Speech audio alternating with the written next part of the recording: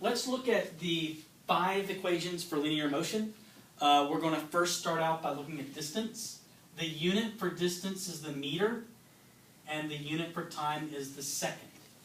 Now, if you cover a distance over an interval of time, you have a velocity. Velocity is your distance over your time. Now, I said interval, so that's going to be a change in distance over a change in time. And any change suggests interval notation, so you've got a final distance and an initial distance. So I'm going to write this as df minus di. And this is time final minus time initial.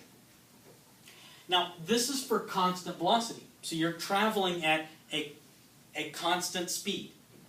If you speed up, you are accelerating. If you speed down, you are decelerating. So if you decrease your velocity, you are decelerating.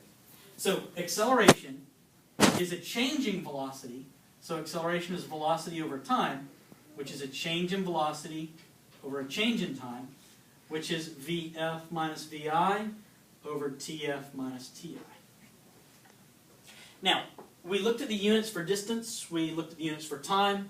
The unit for velocity, it's a distance over a time, so that would be a meter per second. And now looking at the units for acceleration, it's a velocity over a time. That would be a meter per second over a second. And let's write this in 2 different ways. We'll say that this is a meter per second each second, or we will do this. Meter per second divided by second. You can divide anything by 1, and now we've made a fraction over a fraction.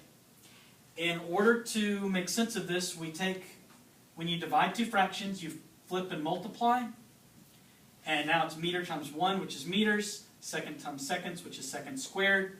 So you can either say a meter per second each second, or a meter per second squared is equal to your velocity, your acceleration.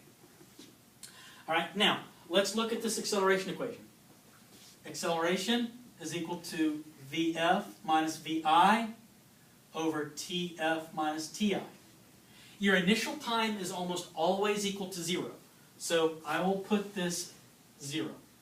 We'll rewrite the equation. A is equal to Vf minus Vi over T. And I dropped the subscript because we don't really need it any longer. I'm going to multiply time to the other side. And then I'm going to add Vi to the other side and flip the equation around. So Vf is equal to Vi plus At. And we call this equation 1. This is the first linear equation.